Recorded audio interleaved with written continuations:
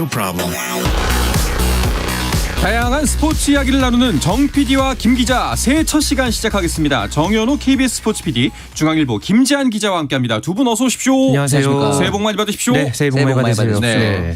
정현호 PD는 복귀하자마자 작년에 복귀했다가 이제 올해 다시 또 보는 거잖아요. 복귀하는데 1년 그러게요. 걸렸네요. 네, 1년여가 걸렸습니다. 네. 그래도 청취자 여러분들께 네. 뭐 새해 인사 간단하게 한 말씀씩 하면서 시작하시죠. 네, 참 작년에도 정말 많은 이벤트가 있었지만 올해도 네. 다양한 스포츠 이벤트가 많았고 작년에 또 좋은 일로 좀 끝났잖아요. 대한민국 대표팀의 16강 진출로 끝났으니까 올해도 또 이제 우리나라 선수들이 좋은 활약을 해줬으면 하고 저희 청취자 여러분들 최근에 또 독감이 좀 유행이라고 하더라고요. 그래서 건강 잘 챙기셨으면 좋겠습니다. 네, 김지한 기자 한 말씀하시죠. 네, 정 PD와 김 기자가 이제 또 4년째를 그런가요? 맞이하게 됐는데요. 네. 횟수로 네. 올해도 참 이 정현호 PD랑 참 재미있게 이 코너 잘 꾸며보고 싶고요. 무엇보다가 말씀해 주신 대로 올해 참 스포츠의 해라고 네네. 해도 과언이 아닐 정도로 이 풍성한 스포츠 이벤트들이 참 이 많이 있는 한 해가 될 것 같습니다. 네. 뭐 그 현장의 생생한 이야기들 이 시간을 통해서 좀 많이 전해드리고 싶습니다. 네. 자, 과연 김지한 기자가 올해는 얼마나 틀릴까? 이 수많은 이벤트 네. 중에서 과연 네. 그것도 굉장히 좀 주목해 볼 만할 네. 것 같습니다.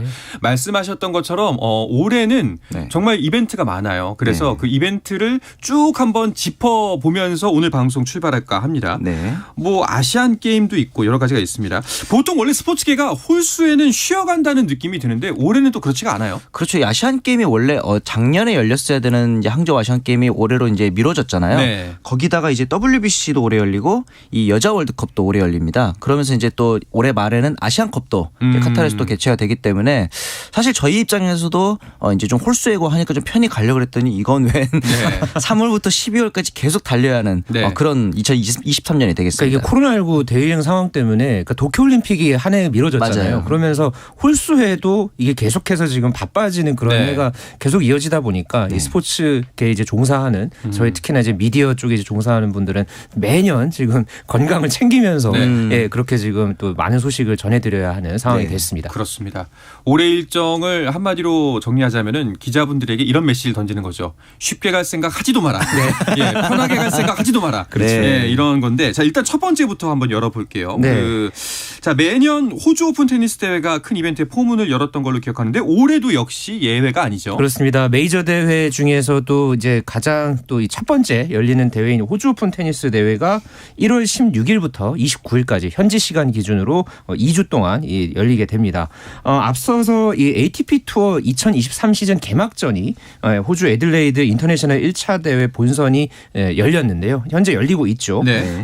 권순우 선수가 이 예선 1회전과 2회전을 연달아 이제 승리를 거두면서 본선까지는 올랐는데 아쉽게 이 본선 1회전에서 세계 랭킹 42위인 이 잭 드레이퍼에게 0대2로 완패를 당하면서 아쉽게 이 ATP 투어 본선 새해 첫 승에는 실패를 했습니다. 그렇지만은 또 당장 또 다음 주에 같은 장소에서 애들레이드 인터내셔널 2차 대회에 이 권순우 선수가 또 참가할 예정이고요. 이후에 호주 오픈 본선에도 나설 예정입니다. 네, 좋은 결과 좀 이어갔으면 좋겠습니다. 자, 그런데 조코비치가 이번 호주 오픈에는 참가할 수 있다면서요? 그렇죠. 사실은 이 코로나19 이슈 때문에 호주 이민법 규정상 비자 문제로 추방이 됐었던 적이 있잖아요. 그런데 그렇죠. 이 호주 이민법 규정을 다시 봤더니 한 번 비자 문제로 추방이 된 사람 같은 경우에는 3년간 재입국이 거부가 된답니다. 네. 그래서 이제 과연 조코비치가 나설 수 있을지 이 법대로면은 못 들어오는 거거든요. 호주 자체를. 원래는요. 그런데 이 연방 정부가 11월에 이 조코비치의 재입국을 허락을 해줬습니다. 이렇게 되면서 과연 조코비치가 이 호주 오픈에서 또 이제 재패를 할 수 있을지 그리고 조코비치가 없는 틈을 타서 호주 오픈을 차지했던 나달이 수성을 할 수 있을지 이 부분이 이제 가장 큰 관심사라고 보일 것 같고 여자부의 경우에는 이제 비너스 윌리엄스 선수가 세레나가 아닙니다. 무려 이 언니인 비너스가 복귀를 해서 43살의 노장임에도 초청 선수로 출전을 한다는 점에 가장 큰 관심사로 떠오르고 있습니다. 대단하네요. 네. 자, 그런가 하면은 골프 시즌도 문을 엽니다. 네, PGA 투어 새해 첫 대회가 이번 주부터 당장 열립니다. 네. 하와이에서 열리는 이 센트리 토너먼트 오브 챔피언스가 시작이 되고요. 이 대회는 지난해 PGA 투어 대회에서 우승을 차지한 선수들만 나설 수 있습니다. 그래서 왕중왕전 성격의 대회라고 할 수 네. 있을 텐데요. 여기에 김주형, 임성재, 이경훈 이렇게 우리나라 선수 3명이 출전을 할 예정이고요. 무엇보다가 작년에 이 골프와 관련한 소식을 전해드렸을 때 이 김주형 선수에 대한 이야기를 그렇죠. 좀 자주 이제 전해드렸었는데요. 그렇죠. 이 김주형 선수가 연말과 연초 사이에 참 이 미국에서 특히나 더욱더 이제 주목하는 선수로 많이 좀 떠올랐습니다. 네. 특히나 오늘 같은 경우에는 이 타이거 우즈 또 이 로리 맥킬로이 같은 이런 세계적인 골프 스타들의 이 후원사로 잘 알려진 이 세계적인 스포츠 브랜드의 이 후원은 이제 스폰서를 받는 그런 사실도 이제 밝혀지면서 네네. 새해 초부터 정말 이 김주영 선수가 가치를 한껏 끌어올린 상황인데 과연 올해 뭐 메이저 대회라든가 이런 대회에서 또 어떤 성적을 낼지 아주 주목받고 있습니다. 네, 이제부터 시작입니다. 자, 그러면은 LPGA 투어와 국내 투어는 언제 개막하나요? LPGA 투어 같은 경우에는 1월 19일에 열리는 이 토너먼트 오브 챔피언스로 이제 시즌의 포문을 열게 되고요. 이어서 2월에는 혼다 타일랜드 그리고 3월에는 HSBC 위민스 월드 챔피언십까지 이어지게 되고 국내 투어 같은 경우는 아직 일정이 정확하게 나오진 않았는데 아마 4월쯤에 시즌을 시작할 것으로 전망하고 있습니다. 네. 자, 이렇게 테니스와 골프에 이어서 3월부터는 야구 열기가 또 휩싸입니다. 네, 월드 베이스볼 클래식. 좀 벌써부터 좀 당장 또 내일 또 엔트리가 또 발표가 되죠. 네. 이어서 이제 3월 8일에 대회가 개막을 하고요. 우리나라는 호주, 일본, 체코, 중국과 1라운드 경기를 치릅니다. 맞습니다. 이어서 이 각조 2위 팀까지 이제 8강전을 치르고요. 이어서 3월 19일과 20일에 준결승전 그리고 3월 21일에 결승전을 통해서 우승팀을 가리게 됩니다. 그리고 프로야구 KBO 리그가 또 당장 이제 정규 시즌이 4월 1일에 개막을 합니다. 네. 그래서 팀당 144경기씩 총 720경기가 열리고요. 올스타전은 7월 15일에 열릴 예정입니다. 자, 뭐 야구 얘기가 나왔으니까 말인데 그 야구 잡설의 정 PD. 네, 기아 쉽지 않겠죠? 뭐 사실은 뭐 오프 시즌에 보강을 나름대로 잘 했는데 다른 팀들도 워낙 잘한 팀들이 많더라고요. 네. 사실은 이제 포수였던 박동원 선수를 놓친 점도 좀 아쉽기도 하고 그렇죠. 과연 내년에 좀 어떤 모습을 보일지 올해. 올해. 예. 네. 벌써부터 내년을 얘기하고 있네요. 그러니까요. 올해는 접겠다 이 생각인가요? 이러면 안 되는데 말이죠. 네. 자, 따뜻한 봄과 함께 야구와 축구 시즌이 시작이 되고요. 또 그리고 여름과 함께 여자 월드컵이 찾아옵니다. 그렇습니다. 이제 예. 7월 20일부터 호주와 뉴질랜드에서 공동 개최를 하는 제9회 FIFA 여자 월드컵이 열리게 됩니다.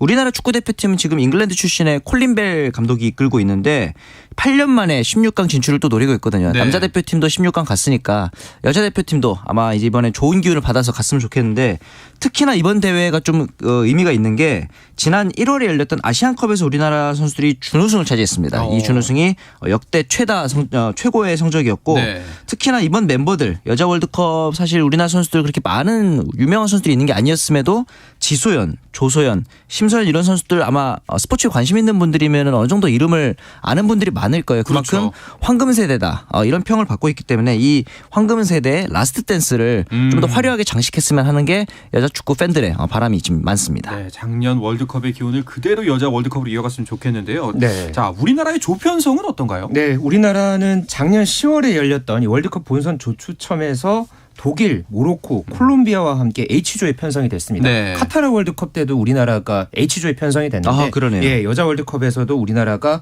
아주 공교롭게 또 이 맨 마지막 조에 편성이 그렇다면 됐고요. 좋은 기운이 네, 그렇게 네. 기대가 되는데요. 네. 특히나 이 독일 같은 경우에는 현재 이 피파 이 여자 축구 랭킹 2위입니다. 그래서 이제 남자 축구는 물론이고 여자 축구에서도 참 강국으로 꼽히고 있고요. 반면에 모로코나 콜롬비아 같은 경우에는 우리가 충분히 해볼 만한 상대로 네. 평가받고 있습니다. 참고로 우리나라의 일정이 7월 25일 밤 11시에 콜롬비아와 1차전을 치르고요.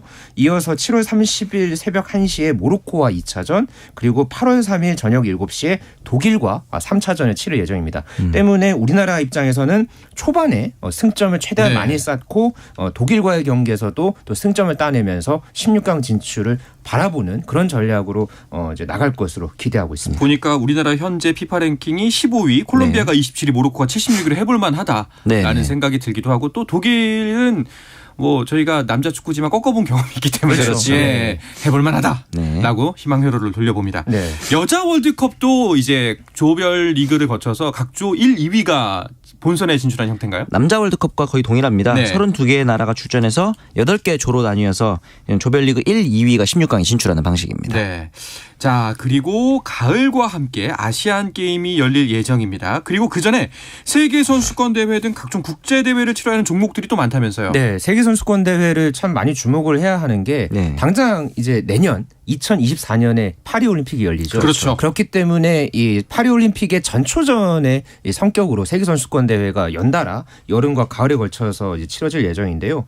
특히나 우리나라의 이제 수영 간판 선수죠. 황선우 선수 네. 그리고 육상의 간판 우상혁 선수가 7월과 8월에 연달아 세계 선수권 대회에 출전을 하면서 감동을 선사할 것으로 기대하고 있고요. 네. 앞서서 탁구가 5월에 남아공 더반에서 세계 선수권을 치를 예정이고요. 또 배드민턴이 8월에 덴마크 코펜하겐에서 세계 선수권을 앞두고 있습니다. 특히나 배드민턴 같은 경우에는 뭐 안세영 선수라든가 여자 복식의 공희영, 김혜정조가 네네. 또 이 세계 최정상권 실력을 지금 현재 쌓고 있는 상황이기 때문에 이 선수들이 과연 올림픽 1년 전 그리고 아시안게임 한 달을 앞두고서 과연 어떤 성적 낼지 아주 기대가 됩니다. 와, 이렇게만 들어도 진짜 오래 쌓여있는 이벤트가 어마어마합니다. 네. 네, 두 분 쉴 생각은 하지도 않고 아하. 휴가 뭐 이런 거는 이제 알겠습니다. 히읗도 떠올리지 말아라 뭐 네. 이렇게 말씀을 드리고 싶고요.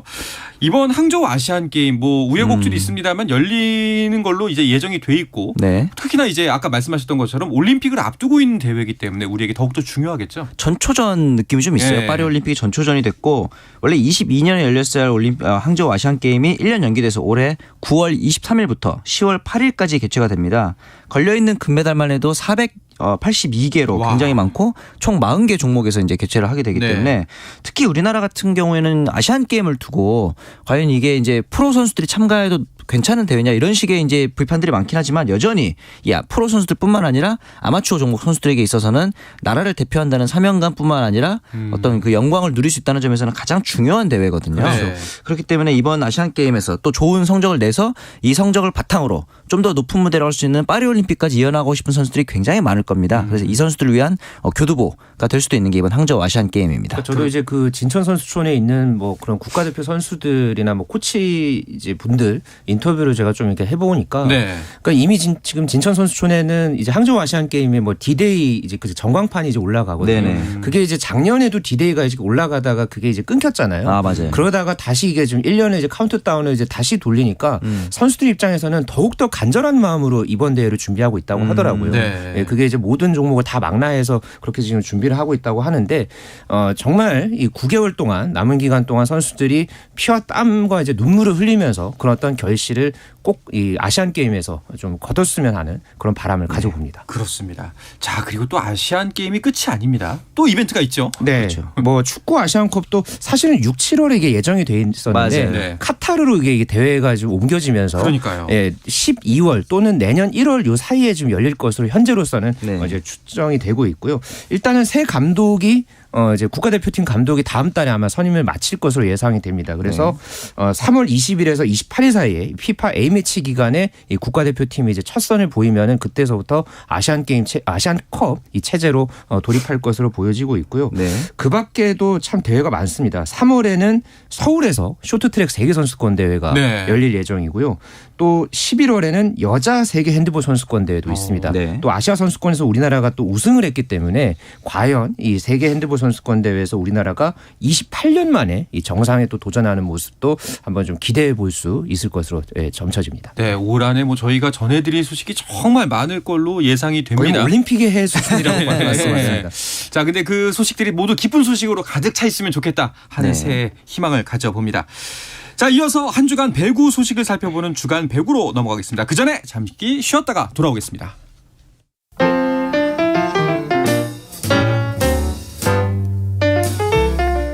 정 PD의 깊은 내공, 김 기자의 비하인드 스토리. 배구 이야기는 KBS 1라디오 스포츠에서 배구 선수 출신 해설위원 저 한유미도 듣습니다. 정 PD와 김 기자 많은 청취 부탁드립니다.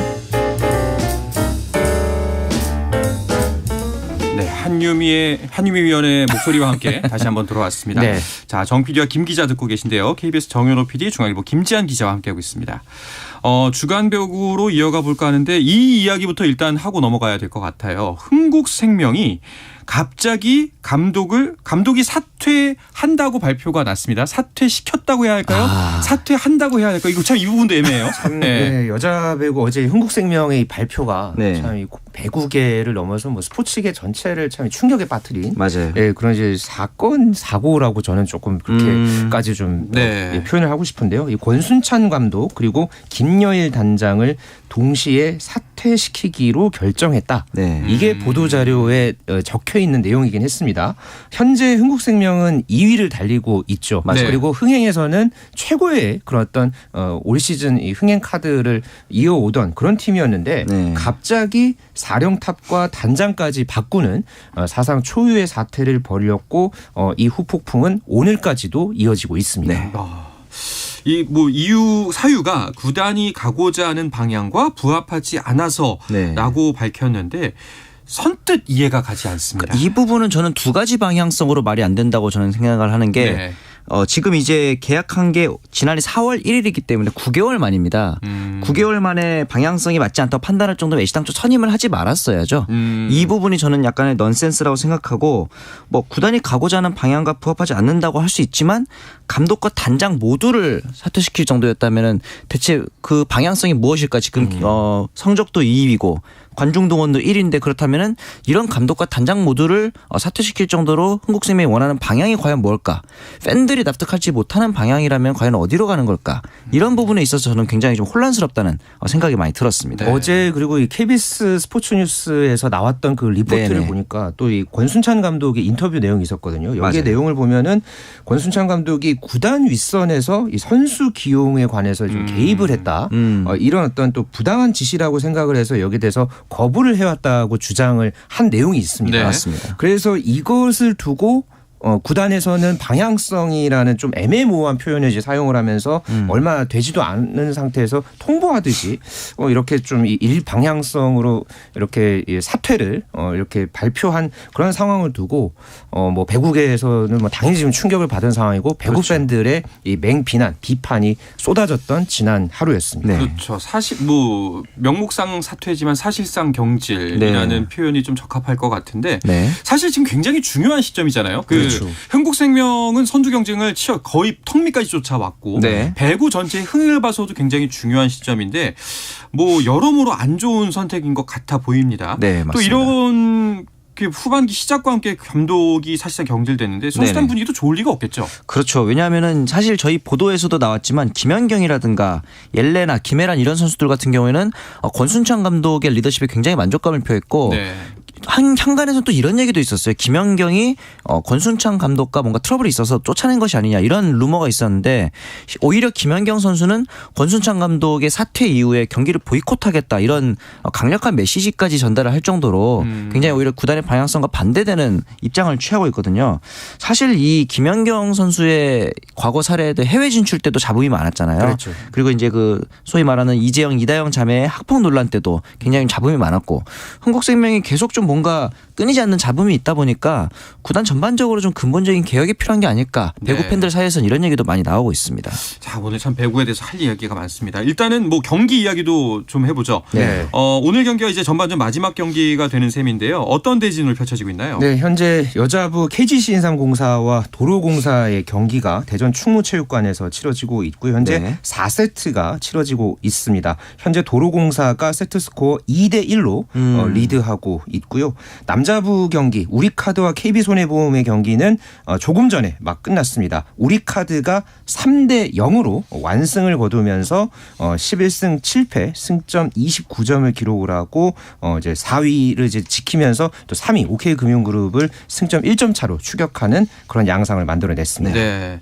오늘 여자부 경기 같은 경우에는 승리팀이 3위까지 올라설 수 있기 때문에 총력전이 펼쳐질 것 같은데 순위도 정현호 PD가 한번 짚어주시죠. 현대건설이 사실은 초반부에는 압도적이었지만 네네. 이제는 압도적이라고는 할 수 없는 1위를 승점 45점으로 달리고 있고 흥국생명이 42점으로 2위 그리고 GS칼텍스가 25점 승점으로 3위 한국도로공사와 KGC 인삼공사가 똑같이 승점 24점으로 4위와 5위 이제 조금씩 세트 득실과 성적에 따라서 달려져 있고 6위에는 IBK 기업은행이 승점 22점 그리고 페퍼저축은행이 드디어 이제 1승을 성공하면서 승점 4점을 기록을 하고 있습니다. 그렇습니다.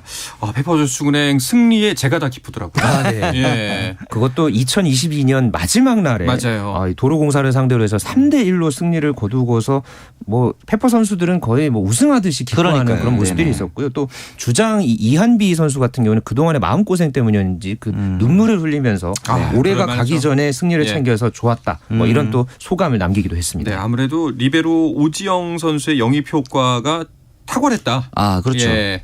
뭐 이렇게 봐도 될 것 같습니다. 네. 자, 남자부도 순위표를 한번 감안해서 오늘 네. 그 순위를 정리를 해 주시죠. 네, 대한항공이 현재 승점 44점으로 선두 달리고 있고요. 네. 현대캐피탈이 승점 36점으로 2위, 그리고 OK금융그룹이 승점 30점으로 3위를 달리고 있습니다. 우리카드가 승점 3점을 이제 확보를 하면서 승점 29점으로 4위를 그대로 지켰고요. 한국전력이 승점 20점으로 5위, 그리고 KB손해보험과 삼성화재가 승점 15점에서 세트 득실률에 따라서 6위와 7위를 각각 달리고 있습니다. 네, 요즘 사실 배구판이 굉장히 시끌시끌합니다. 맞습니다. 이제 좀 많이 논란이 불거지고 있는데 KB 손해보험은 지난주에 오심 논란이 있었습니다. 네. 또 이제 흥국생명 감독 경질 앞서 이제 전해드렸지만 그리고 네. 여러 가지 논란들이 많았죠. 그렇죠. 이 오심 논란은 사실 몇 시즌 있는 거라고 볼 수도 있지만 여기다가 병역비리, 조재성 선수의 병역비리 이슈도 있었고 최근에 또 해설위원회 불법 스포츠 도박 의혹까지 이어지고 있기 때문에 사실 겨울 스포츠에서 이제 프로배구가 명실공히 1위로 자리매김을 하려는 이 중요한 타이밍에 흥행이 좀 찬물을 끼얹는 게 아닌가 이런 네. 우려의 목소리가 많아지고 있습니다. 사실 방금 말씀하셨던 오심은 늘 있었던 거라는 지점도 굉장히 좀 뼈 아픕니다. 맞아요. 예, 네. 이 어느샌가 뭐 배구에서 당연한 부분 중에 하나가 아닐까 생각이 되는데 네. 특히나 지난번에 있었던 그 네터치 관련 오심은 너무나 명확했거든요. 네, 그러니까는 그 경기 상황을 이제 당시 이제 상황을 조금 이제 소개를 해드리면 네. KB손해보험과 한국전력의 경기였죠. 저희가 지난주에 이제 방송을 하던 도중에 이 4세트에서 나온 이 논란의 상황이었는데요. 9대 11로 KB손해보험이 끌려가고 있던 상황에서 한국전력의 이제 홍상혁이 이제 후위 공격을 이제 시도를 했는데 이게 공이 라인 밖을 벗어나면서 아웃을 선언됐는데 이것을 갖고 이제 후인정 KB손해보험 감독이 네터치에 대해서 맞습니다. 예, 비디오 판독을 요청을 했습니다. 그래서 KB손해보험은 이제 홍상혁이 이제 공격을 할 때 당시 이제 블로킹을 시도를 하던 한국전력의 박찬웅 선수가 네트를 건드렸다. 맞습니다. 이 네. 부분을 갖고 이제 지적을 했는데 분명하게 중계화면에서는 이게 박찬웅이 네트를 건드린 부분이 네. 명백하게 나왔거든요. 네. 그랬는데 비디오 판독 결과 심판진에서 네터치가 아니다라는 그런 판정을 내렸었고요. 네. 이후에 후인정 감독이 굉장히 강력하게 항의를 하고 경기가 약 한 거의 10분 가까이 중단이 됐던 그런 어떤 맞습니다. 상황이 있었습니다.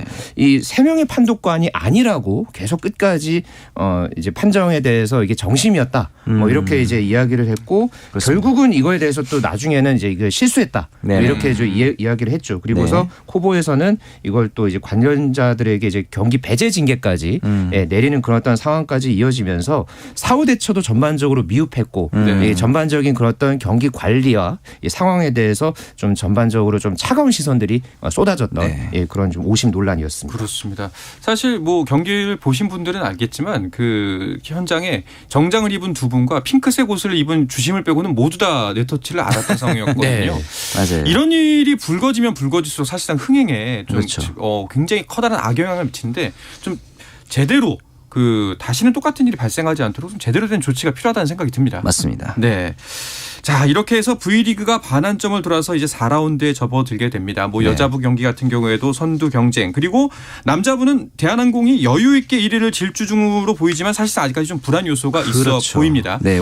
왜냐하면 이제 대한항공이 독주라고 있었지만 현대캐피탈이 이제 최근에는 좀 그 흐름이 다릅니다. 왜냐하면은 한 선수의 코로나19 이슈로 이제 빠진 그 네. 여파가 좀 있기 때문에 이 부분에 있어서는 이 탄탄한 전력과 두꺼운 선수층을 자랑하는 대한항공 이 부분을 어떻게 좀 막아낼지 이 부분을 좀 지켜보는 것도 남자부의 관전 포인트가 될 것 같습니다. 그렇습니다. 배구부 후반부 일정도 함께 지켜봐 주시기 바랍니다. 네.